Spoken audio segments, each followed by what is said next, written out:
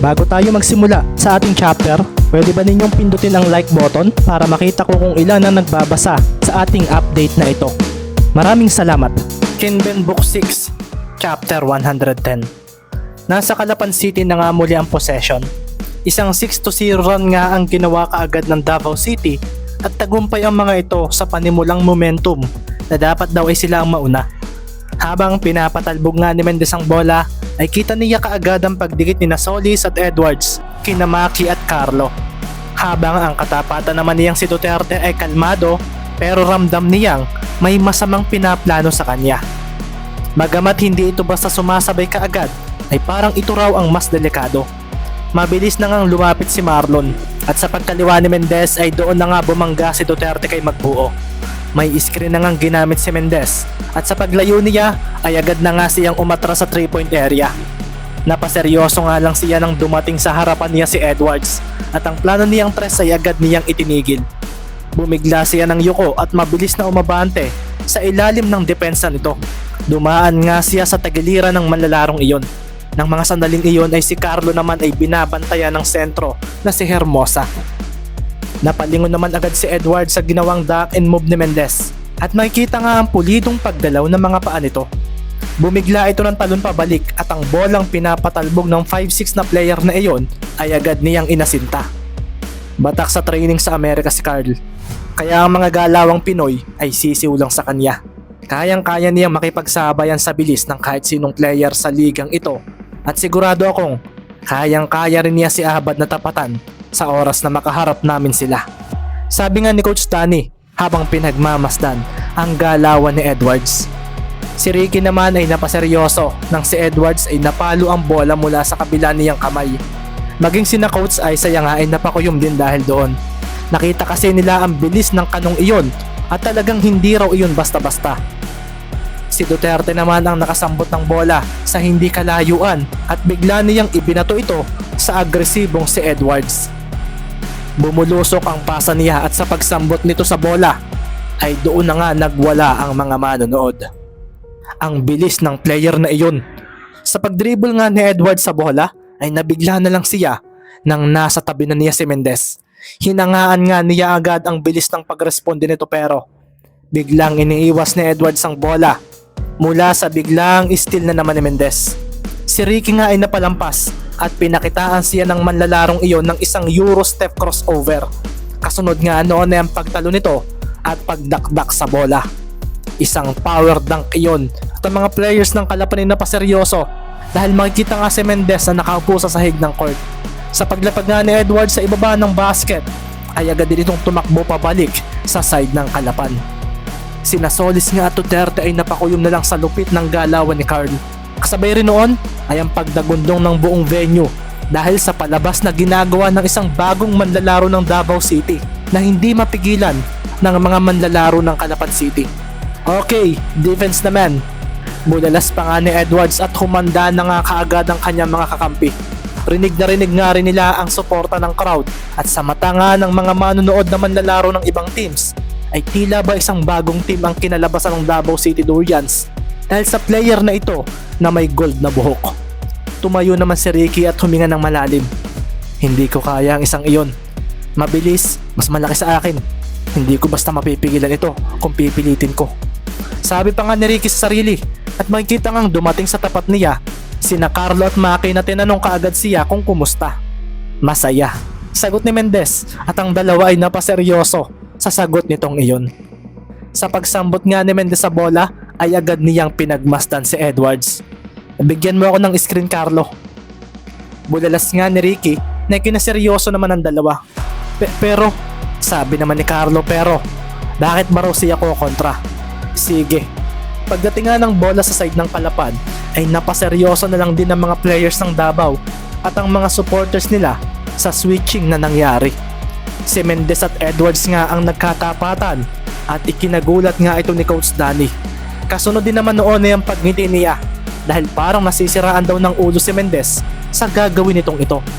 Umatras nga si Ricky at si Edwards naman ay kalmado lang na pinagmamasdan siya. Kung ikukumpara raw ni Edwards itong si Mendez sa mga nakalaban niya sa Amerika na mga maliliit na players, ay wala raw ibubuga ito sa mga iyon. Malayong malayo raw ang skills ng mga nakalaban niyang small players doon kumpara sa isang ito, kaya sa isip niya ay kayang-kaya raw niya ito. Marahang bumaba nga ang katawan ni Edwards at dito na nga rin marahang ngumiti si Mendez. Isang mabilis sa pagtalon ang ginawa ni Ricky at si Edwards ay agad na sinabayan ito. I know, you can do fakes, but that move really don't matter to me as long as I am faster than you. Sabi nga ni Edwards sa sarili. Ang mga manonood naman ay napaseryoso dahil nagpakawala talaga ng tres si Mendez. Si Edwards naman ang hampasin ng bola ay napaseryoso rin dahil iniiwas ni Mendez ang bola mula sa kanya. Sa paglapag nga nilang dalawa ay agad na napatingin si Edwards kay Mendez. Wala siyang maramdamang hesitation sa mukha nito. Ibig sabihin, hindi talaga ito gagawa ng fake sa tirang iyon. He was testing my defense. Wika nga ni Edwards sa isip at nagmintis nga ang tres ni Mendez. Kasunod nga noon ay ang pagtakbo ni Edwards sa side nila. Si Ricky naman ay agad na napangiti at ngayon nga ay tumakbo na siya papunta sa basket. Ang rebound nga ay nakuha ni Magbuo at si Hermosa nga ay napaseryoso na lang dahil natalo siya sa labanang iyon. Sa paglapag nga ni Marlon ay napaseryoso naman si Edwards dahil akala niya ay sa kanila mapupunta ang rebound. Si Marlon naman ay biglang binitawan ng bola at doon na nga dumating si Mendez sa sinambot iyon at sa paglipat ng depensa sa kanya ni Cruz ay dito nga siya bumigla ng hawak sa bola. Mula sa kanan ay bumigla siya ng kaliwa at ang mga commentators at mga manonood na hindi Davao fans ay napakuyom sa Eurostep crossover na iyon ni Mendez. Sa pagtalon nga niya sa ere ay doon na nga siya biglang napangiti dahil si Alvin Solis ay lumitaw para siya ay pigilan. Iniiwas nga ni Mendez ang bola sa ere at ang mga manonood ay biglang napatayo dahil sa paglampas ni Mendez kay Solis ay bigla niyang binitawan ang bola pataas. Isang reverse layup ang pinakawalan ni Mendez at sa paglapag niya ay makikita nga na ang bola ay pumasok sa loob ng basket. Si Alvin Solis nga ay napakuyom na lang habang si Edwards naman na nasa malayo ay agad na nakaramdam ng kaseryosohan. Sina Maki, Carlo at Marky nga ay napangiti na lang dahil nagawan agad ni Mendez ng paraan ang momentum na ginawa ng Davao. Unang puntos pa lang nito iyon pero siguradong magmamarka na raw kaagad ito sa mga nakasaksi noon. Isang apiran din ni na Magbuo at Mendez ang nakita sa ilalim ng basket at doon na nga napakuyom si Baron sa bench ng Kalapan dahil ang kanilang ace player ay activated na raw yata. Ang lupit mo, Ricky! Manang-mana ka talaga sa Kuya Baron mo. Sigaw pa nga nito at agad namang kinontra ito ni Larry. Sina Martin at Mover naman ay marahang napangiti habang si Coach Isaiah naman ay napailing na lang dahil pakiramdam niya sa unang puntos na iyon ni Ricky ay isa siyang fan na handa ng makisigaw. Pumalakpak naman bigla si Coach Danny para gisingin ang kanyang mga players. Sinigawan din niya si Edwards na huwag munang haalis sa side ng kalaban. Unang puntos pa lang nila iyon pero natigilan na kayo. Alvin, ano na? Bulalas pa nga ni Coach Danny at dito na nga biglang kumuyom si Solis. Walang hiya ang Mendez na ito. Babaguhin ka agad ang atmosfera ng game Hindi pwede. Sabi na nga lang ni Solis sa sarili at napatingin nga siya sa kanyang mga kakampi.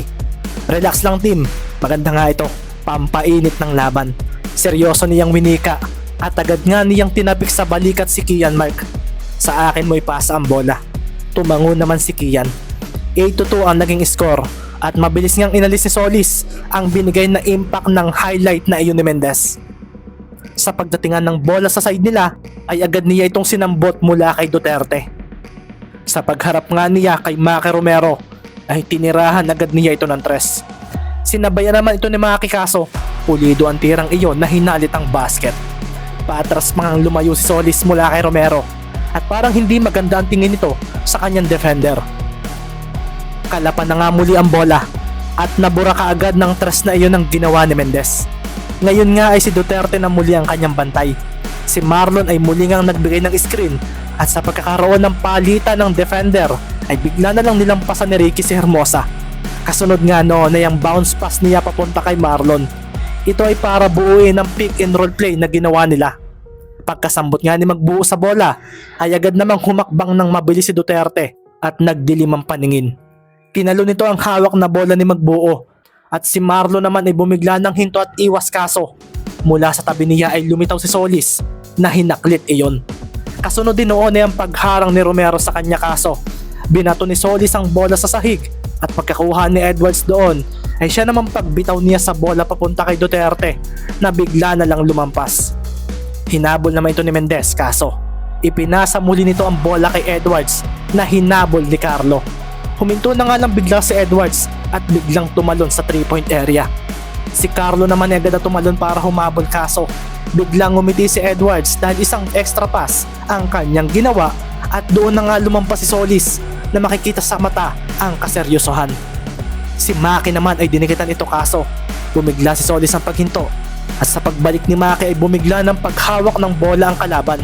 Mula sa kanan ay bigla itong kumaliwa at doon na nga napatayo ang mga supporters ng Davao. Isang Euro step crossover iyon at sa pagdiretso ni Solis sa may basket ay doon naman makikita ang pagtalo ni Mendez na nagkamali ng timing. Isang maliit na ngiti naman ang ginawa ni Solis dahil hindi pa siya tumatalon. Sa paglapag nga ni Mendez ay ibinangga niya ang katawan niya rito at doon na nga niya pinakawalan ng bola. Sumilbato ang referee at kasunod noon ay ang pagpasok ng bola sa basket. Basket counted! Foul! Mendez number 3! Bulalas ng referee at doon na nga nagwala ang crowd. Sina Edwards nga at Duterte ay napakuyom na lang sa nangyaring iyon. Unbelievable Solis! Bulalas pa nga ni Edwards at si Solis ay napatapik sa dibdib. Pinagmasdan nga niya si Mendez at pagkatapos ay kay Romero. Hindi mo pa rin ako kaya, Romero. Ang hina mo. Winika nga ni Solis at si Mendez ay marahang napangiti nang marinig iyon. Diyan ka nagkakamali. Si Solis naman ay napatawa nang marinig iyon. Pinapalakas mo ba ang loob niya? O sa bagay, pero skills ang labanan dito, hindi willpower. Sambit pa nga ni Solis at mas lalong napangiti si Ricky. Alam ko iyan, hindi ko pinapalakas ang loob ni Kuya Maki. Sinasabi ko lang na mas magaling siya sa iyo. Sabi pa nga ni Ricky at si Maki naman ay napakuyom na lang at biglang hinila si Mendez. Tinawanan naman sila ni Solis. Ano, Romero? Totoo ba ang sinasabi ng bata mo? O sadyang mga side players lang kayo ng ace player ninyo? Bulalas pa nga ni Solis at si Maki ay hindi na lang sumagot. Ipasa mo sa akin, Ricky, ang bola. Papatahimikin ko lang ang Solis na iyan. Seryosong wika nga ni Maki at nang makita ni Mendez ang mga mata nito ay dito na nga siya natuwa. Naipasok pa nga ni Solis ang dalawang bonus shots at dito na nga lalong nag-ingay ang crowd. 14-2 nga ang score at kung titingnan ay hindi raw ganito ang inaasahan ng hindi supporters ng Davao sa Calapan City matapos ang dominating win nila laban sa Gensan. Sa pagpunta nga ng bola sa Calapan City ay napatingin pa nga si Coach Danny sa bench ng Calapan. Bakit daw hindi ito tumatawag ng timeout? Si Mendez naman ay kalmadong hinarap si Duterte at pagkatapos noon ay agad na nga niyang ipinasa kay Maki Romero ang bola na ikinangiti ka agad ni Solis. Sinambot ni Maki ang bola at si Solis ay mabilis na gumalaw ang mga palad. Ano, babawi ka? Sugod, Romero. Bulalas pa nga ni Solis at biglang umatras si Romero at pinatalbog ang bola. Sa pagkakataong iyon ay doon na nga napangiti si Solis dahil binigla niya ito ng abante. Kasunod nga noon ay ang pagwawala ng crowd dahil isang steal ang nagawa nito. Ang hina mo, Romero. Bulalas pa nga ni Solis na kumaripas agad ang takbo pagkakuha sa bola. Wala nang ang lingunan ito at habang nagwawala ang crowd ay bigla na lang napakuyom ang ilan dahil nang tumalo na si Solis para gumawa ng isang layup ay makikita nga ang walang emosyong pagsabay ni Romero rito. Sinabayan ni Maki si Solis at nang bitawan nito ang bola sa ere ay hinataw naman ito ni Romero. Isang powerful block iyon at sa pagtama nito sa sahig ng court ay napaseryoso palalo ang mga fans ng Davao dahil si Mendez ay tinalon pa ito at muling ibinalik sa loob. Si Solis ay agad na napatakbo nang hinabol si Romero na siyang sumambot sa bola. Nakachamba ka, bulalas nga ni Solis at naunahan nga niya si Maki na bumigla ng hinto. Hinintay niya talaga ang kanyang defender at sa muli nga niyang pag-atras ay muling bumigla si Solis ng abante para sa steal. Doon naman bumigla ng ngisi si Maki Romero at ang bola ay biglang sumablay sa palad ni Solis. Umabante nga si Romero at doon na nga napahawak si Solis sa sahig ng court. Muli siyang tumayo at sa paghabol niya kay Romero ay binigla nga siya nito ng pagtalikod. Sa paghinto ni Solis ay doon na nga si Maki bumigla ng pihit pakaliwa at sa pagsabay ng kanyang katapatan ay doon na nga siya biglang nawala. Nasa kabilang side ni Solis si Romero. Isang quick sidestep iyon at isang mabilis sa jump shot ang kanyang pinakawalan na agading hinabol ni Solis. Tumalon ito at makikita naman ang pagngiti ni Romero na makikita sa mga mata ang matalim na tingin sa basket. Tumama nga ang palad ni Solis sa palad ni Romero. At sa pagsilbato ng referee ay siya ring paghalit ng bola sa basket nang walang kasabit-sabit. Bumagsak si Romero at nang bumagsak si Solis sa kanyang tapat ay agad niya itong itinulak. Mabilis nga ring tumayo si Maki at pinagmasdan ito. Basket counted! Foul Solis number 11! Bulalas ng referee at ang nag-iingay na crowd ng Davao City ay natahimik na lang nang masaksihan ng ginawa ng manlalaro na may numero 24 sa likod ng jersey nito. Galingan mong dumepensa, Solis. Winika ni Maki Romero habang pinagmamasdan ang nasa sahig na nabiktima ng tuklaw ng ahas na mamba.